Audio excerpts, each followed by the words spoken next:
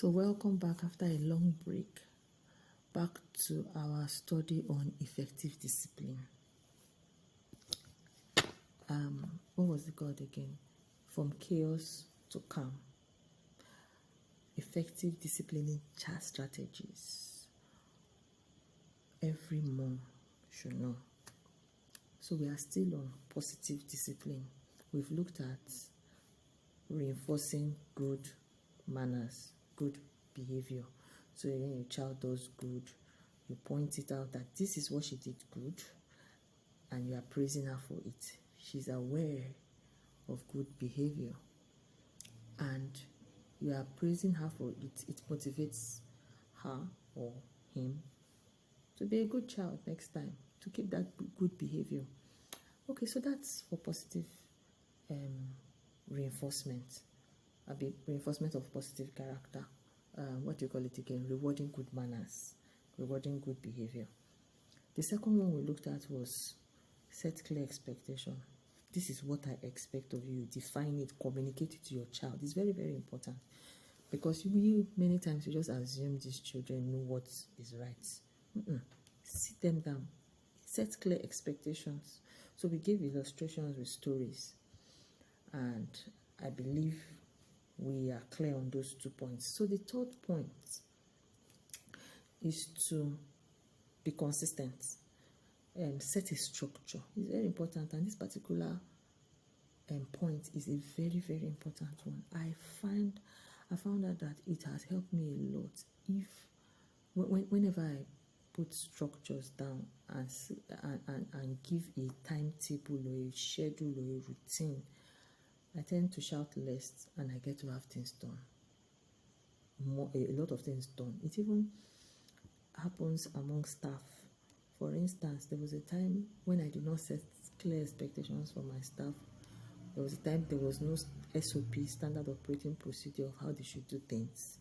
I just felt they should know that the shelves should be cleaned and all that, until I started writing down my expectations, and I kept talking about it and communicating what my expectations were, setting a routine, setting a schedule of how I want things to be done.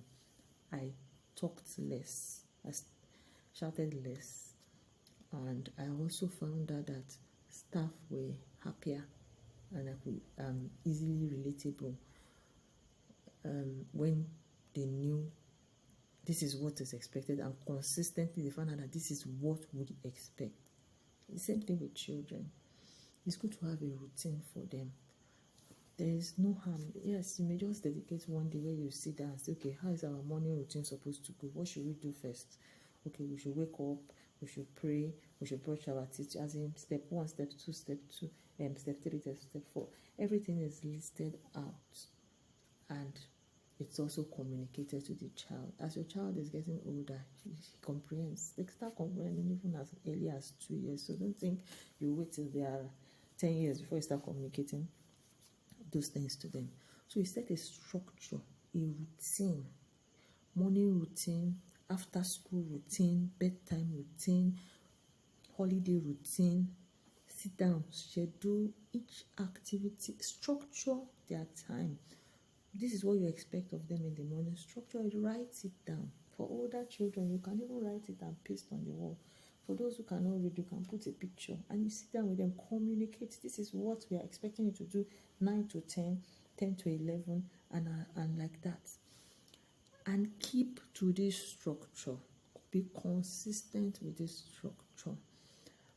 It does a lot for your child and improving discipline in the child. Number one, it's because it is predictable. The child knows, well, this is what I'm supposed to do at so time, and they cooperate because it has been communicated. They already know that there is a schedule. It's picture a scenario where there are two families. The family has a schedule of events, of activities lined up for the child, and the child sees this thing consistently being played out. The other family doesn't have a schedule. It's as it comes to the mother's head, she does. Please, which family will have calmness and which family will have chaos? Which family will have children that are disciplined and which family will have children that are indisciplined? You will agree with me. I hope you will agree with me that it is the family that has a structure, a system, a set standard of operation, or a set of operating procedures that will do well, even in ensuring discipline in a child. So it's not even about shouting. It's about making sure that child has a structure that follows. So that's predictability. That's how certain structures will help discipline. Next one is responsibility. Now that the child knows what is expected of them, somehow it makes them responsible to know, oh, this is what is expected of us. So I have this responsibility. And it gives them a sense of responsibility towards the routine that you have created. And then, of course, time is managed.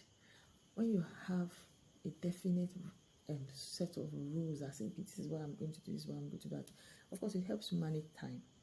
Children are clear on their expectation, they have taken responsibility. All this helps to build discipline in that child, and you shout less, because that's what we also ultimately want to do, shout less. And as I said, it is not too early to start. You can start as early as 2. Also assign age-appropriate chores for them. They know, and it's part of their routine. Okay, this is what you are going to be doing. There are age-appropriate chores. Online, if you Google age-appropriate chores, you will see a list of things that you could engage your children with, even at an early age. All this is trying to build discipline in the child and move from chaos to calm. For you to actually be calm, you actually need that structure. I cannot overemphasize it.